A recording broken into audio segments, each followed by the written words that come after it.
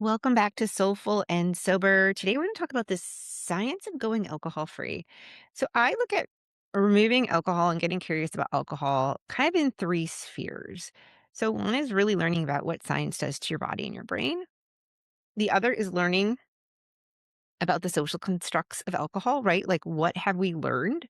What is alcohol falsely giving us? So let's say you think alcohol is helping with you with something, whether it's socializing, fun, stress. And then there's also the psychological component, which is the other things that we have going on in our day to day, maybe things from our childhood, things that have perhaps always been there that resurface once we stop drinking.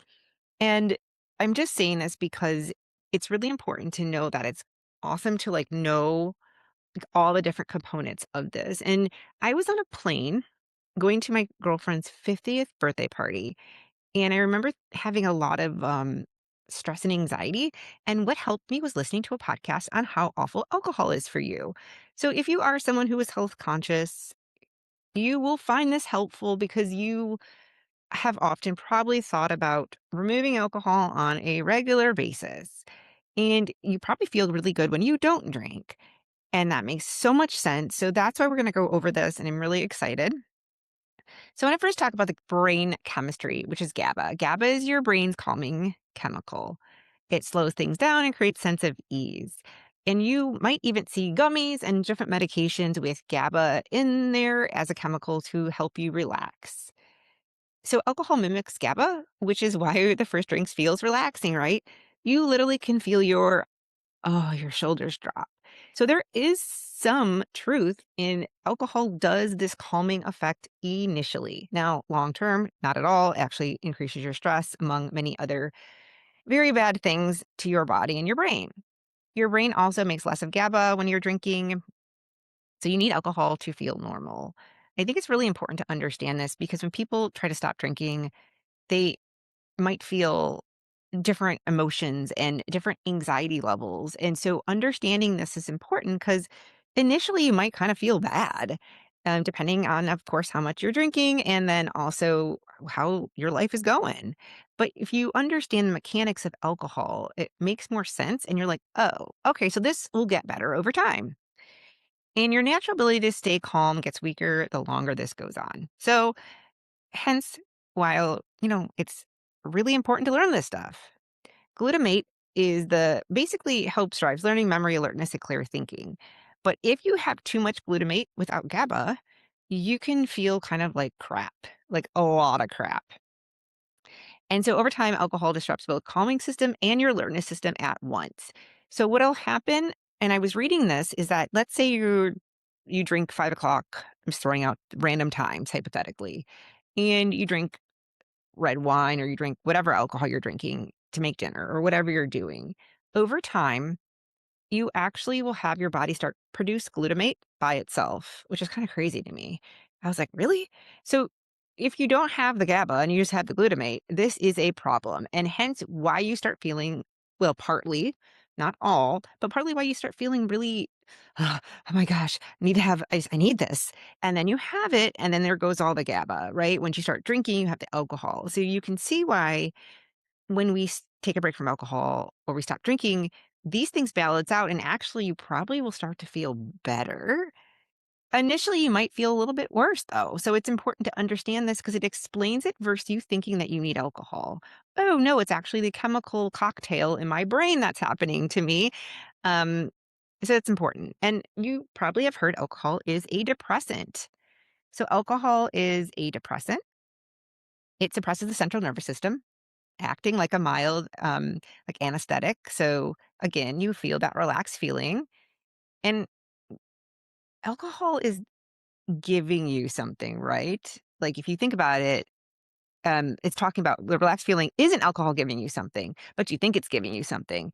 It's actually turning off your brain self monitoring. Then when GABA effects wear off, surges often higher than you drank. Over time, everyday stress becomes harder to manage without alcohol. Regular drinking makes the nervous system less resilient, not more. And if it is a depressant, you might feel more depressed, right? I remember being on a plane ride, and this is when I really slowed down my drinking.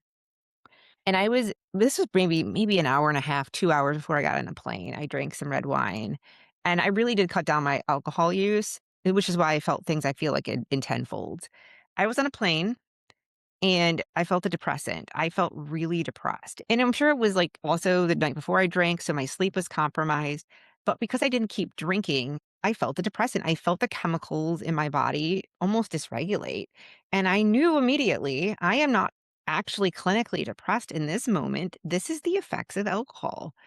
And it just was terrible. But I think sometimes when we don't take a moment to take a break and to really question things, we might think it's something else. And why I share this is because even if you have something going on where maybe you do feel like you're more anxious with life or something else, it's hard to discern, is it the alcohol or is it the actual life event? And then dopamine, the reward system. Alcohol floods the brain's reward center with dopamine. It creates the pleasure signal, and your brain can't really figure out what's real and what's not real, which is really problematic because it looks at alcohol as really great. It doesn't know the difference. Your body is another story, but your brain doesn't know the difference. And then again, it adapts and produces less dopamine over time. And depending on, of course, how much you drink, and of course, maybe your mechanics. I am not a doctor. Let me just tell you that. Let me preface all this. I should have said that in the beginning. I am not a medical trained licensed doctor, but things that used to feel enjoyable might not feel really good in the beginning when you remove alcohol. And it's really it's this is biology because alcohol just it it changes your brains and your chemicals. And again, it will pass if you feel this way, and sometimes things will not feel as good as maybe alcohol initially felt, and it's not because you need to keep drinking, it's because potentially of this dopamine, but also we I think sometimes we think things have to always feel so freaking amazing, and it's, like, also how we think about things too and how we deal with our stressors, and that's a whole whole 'nother topic. So serotonin is our mood stabilizer. So alcohol spikes serotonin, creating a temporary mood lift. And then again, serotonin will drop, and you might have low mood, irritability, and then even carb cravings the next day, and that can even go into more like even your blood sugar. I mean, we could go down a rabbit hole because it's like one thing affects another thing, affects another thing, affects another thing, and then you're like, "Oh my gosh." And then we're trying 10 different things. We're taking 25,000 supplements, and then we're like, "Why aren't we feeling better?" And it's like, "You have to stop drinking. You gotta you gotta change your relationship with alcohol." And over time, drinking depletes serotonin stores and disrupts its production. And we're gonna talk about the gut too, because most of your serotonin is actually in your gut, which we'll talk about that momentarily. We might feel we have persistent anxiety, emotional flatness, and difficulty feeling genuine happiness. And then again, it's a cycle. Low serotonin drives more drinking, which lowers serotonin further. And also, too, again, if you look at the reward system in our bodies, your nervous system learns that drinking will help you with something. So it all goes together. And again, it's not that we can't change our relationship with alcohol or this is going to be impossible to do, but I think it's important to understand what alcohol does to us. And I didn't drink every single day of the week, and I still felt terrible. And it took me multiple days to recover from drinking, especially as I got older. And I think as we get older, it's not, I think, as we get older, alcohol stays in our body longer. And then I really think this is important because if you're a healthy person that likes working out and eating well, we are taught that alcohol in moderation and balance is okay. But a lot of people aren't just balancing. I don't even know what balance means, truthfully. I don't know. These fitness influencers and people in a fitness, um, in the fitness and wellness space, I feel like sometimes don't want to just call like a spade. It is okay if you tell people your drinking can really affect all the things with your health. A lot of us look at balance and we're binge drinking. We're not balancing. Just because we don't drink maybe 4 days out of the week, we go to the weekend and we drink multiple drinks, which is not balance because you do not feel good. I'm telling you. Alcohol induced inflammation affects the liver, heart, muscles, and joints. It spreads body wide. And I mean, you don't have to be drinking every day for this to happen. And it even says even short bouts of drinking can trigger inflammation that lingers long after the last drink. It also creates a leaky gut. So bacterial toxins enter the bloodstream to travel to the liver. This starts a damage cycle that touches every organ and system. And so women who exercise and eat well may still be fighting quiet inflammation from regular drinking. I also want to make note that inflammation and how we talk to ourselves and all of that can affect our gut. So if you are beating yourself up, which a lot of us do when we set out to only have a couple drinks, drink more, maybe do something embarrassing, we don't get things done we want to in our lives, we're embarrassed that we did XYZ and someone saw us. Again, if your serotonin, your happy chemical is in your gut, and not only are you damaging your gut bacteria, but what we think about can create cortisol in our bodies, can create inflammation. So this is just really important to understand is it's not just about the alcohol we put in it, it's how we think about these things. How many days are we thinking about our alcohol use? How much mental space does that take? And what does that cause in our body? If your words matter in your body, which we know that they do, we know that there are studies that are done that look at what we say to ourselves and how it reacts in our body. So I just want to put that out there as well because I was in this cycle and it robs you of your joy. And it all creates inflammation and cortisol and high levels of cortisol. Let me just caveat, as I already did a podcast on this, cortisol's not the demon. It helps us sometimes, but chronic high levels of it will create inflammation and um, problematic things over time. So the gut-brain connection. We already said that alcohol disrupts the balance of the gut bacteria. This is called dysbiosis. A damaged gut affects your brain, your mood, clarity, anxiety, and all connects to your gut health. You also might have GI issues when you're drinking. You might have diarrhea or constipation.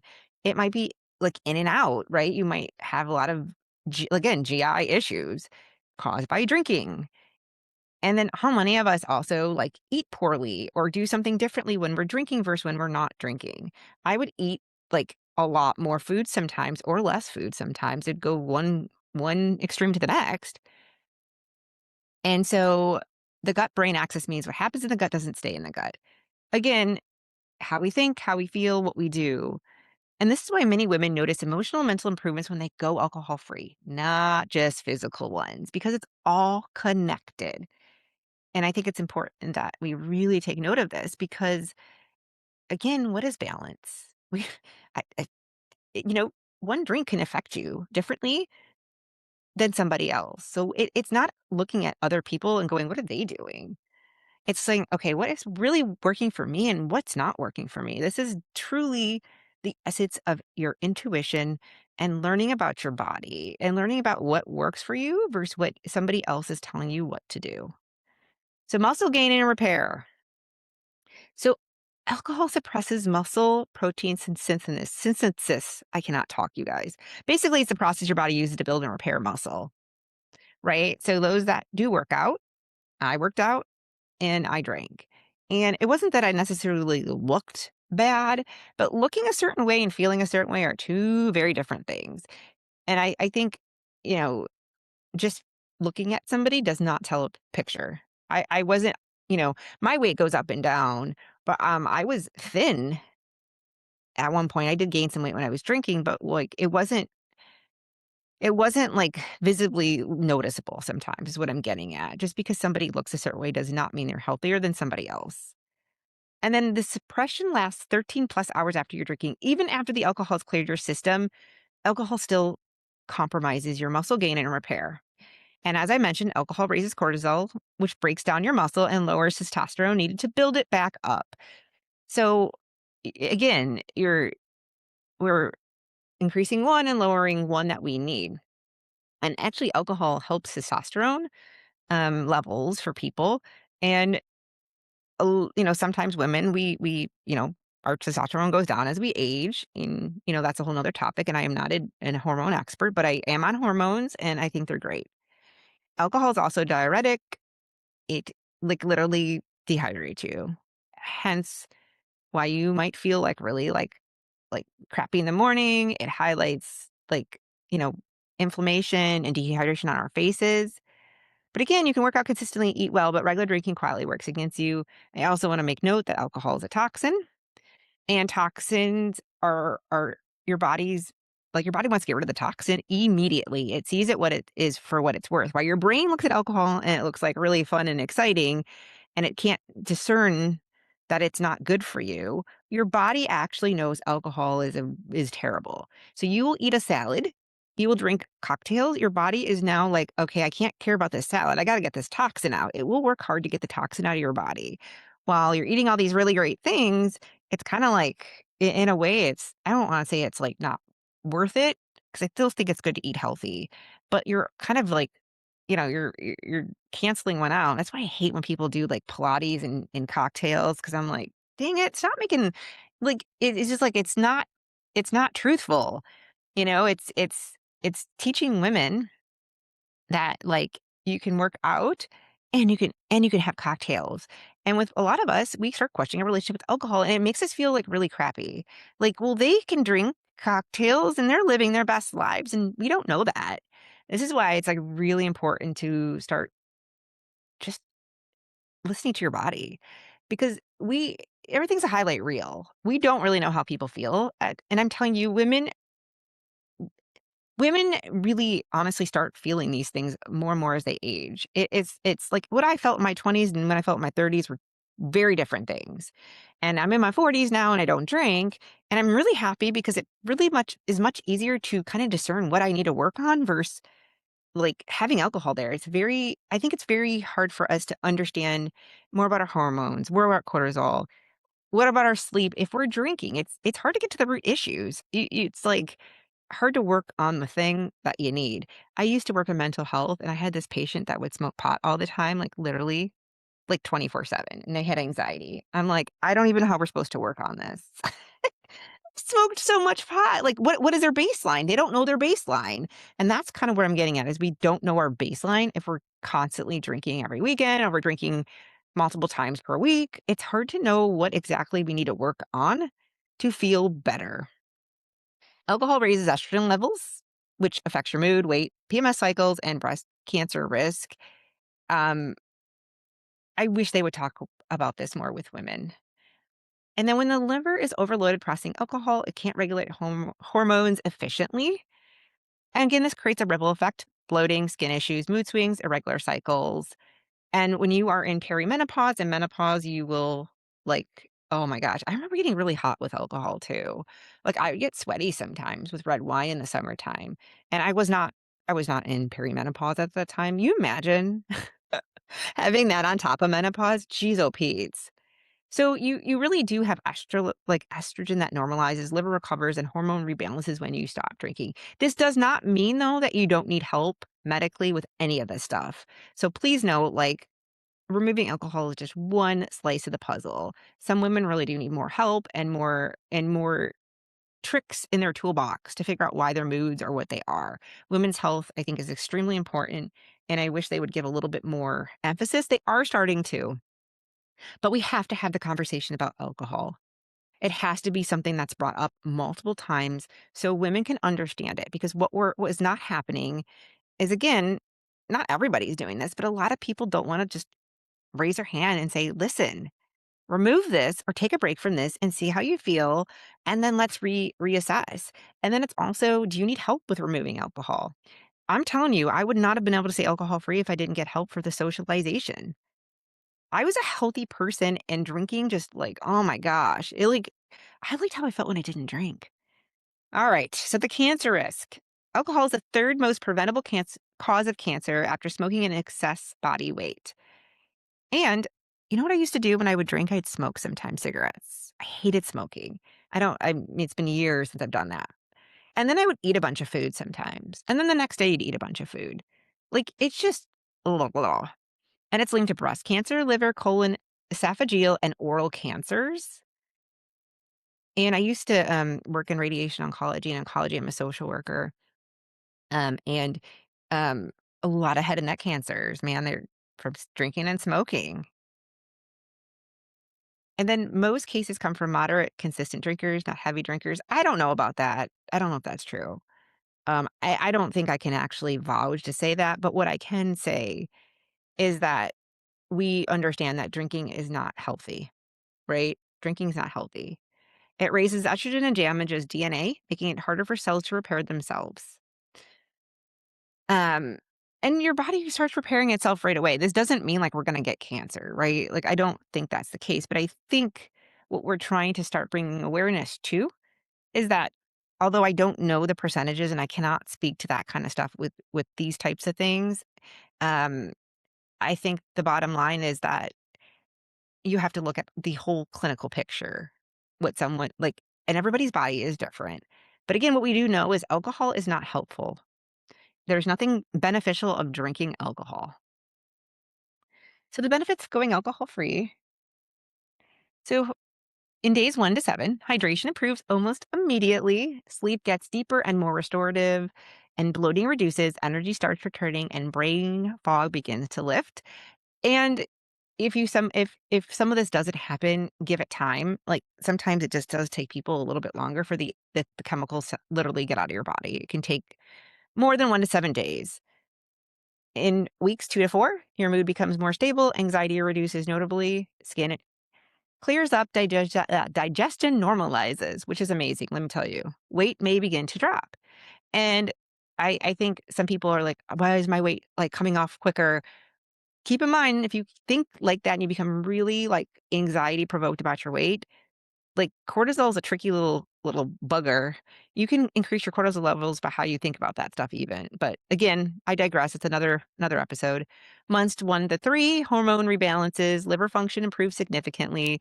Dopamine and serotonin recollaborate. Oh my gosh, I cannot talk today. Muscle recovery improves, gut health improves. Oh my gosh. It doesn't even take that long, you guys. I'm telling you, you can feel better like in the smallest amount of time. Long term. If you want to think about it, your cancer risk will decrease, right? Like, you're not drinking. Heart health and blood pressure improve. We know that drinking is not good for your heart at all. It increases blood pressure. And you have to think about too, it's also like sometimes how we drink, how we do the next thing, how we do the next thing. Like, I didn't always work out the best when I was drinking. I felt terrible, and thinking about yourself in that way, and then the stress and the inflammation. But long term, it does improve these things. It improves your immune system, strengthens. Your immune system weakens with alcohol. Inflammation resolves. Oh my gosh. It's like, I look at myself in the mirror, and if I don't get good sleep or something, I know it's not the alcohol, right? Like, I'm like, okay, well, at least I'm not drinking. Your intuition, clarity, emotional regulation return fully. You are able to handle things better. You are handled like, you're able to like understand things differently because you're fully present. You're not thinking about the drinking. You're not thinking about how you feel. You're not hating yourself the next day. It's a full circle, baby, man. It changes your life. And you can do everything right. Eat well, work out, take care of yourself. And if alcohol's in the picture, it's really working against it all.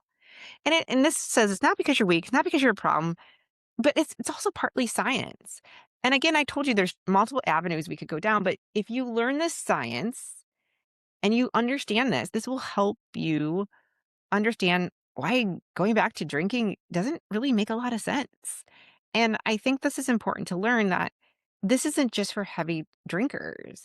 I want to make that note. And again, what is balance? Because if balance worked, you wouldn't be here. You wouldn't be questioning your relationship with alcohol. If moderation worked, we wouldn't be having these conversations. But because they don't, we shame ourselves. And if you learn about alcohol, there's again the actual biology, physiology, there's the social constructs and what we think alcohol is and how we've made it part of our lives and what does that mean if we remove it? And then also, what does it uncover? Who are you without alcohol? What things might surface that you are scared to take on that you don't even know that you have going on? And these are the bigger things, but the best thing is who can you become when you feel good, when you're clear? when you're not working against your body, when you're working with your body. This is where the magic happens. This is why I do what I do. And this is why I love being alcohol free because it's a deeper, deeper thing than you can even imagine.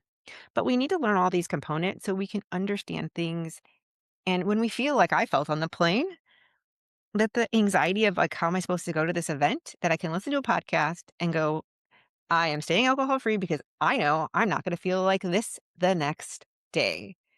I hope you found this helpful. Feel free to subscribe or share to someone that you know that might benefit from this. I think the more we do this work, the more we tell people what we're doing, and the more that we get into a healthier lifestyle, you will see that other people really do want this for themselves as well. And they aren't judging you, but that maybe they want to feel good as well. Thank you so much. And I hope everybody has a great rest of their day.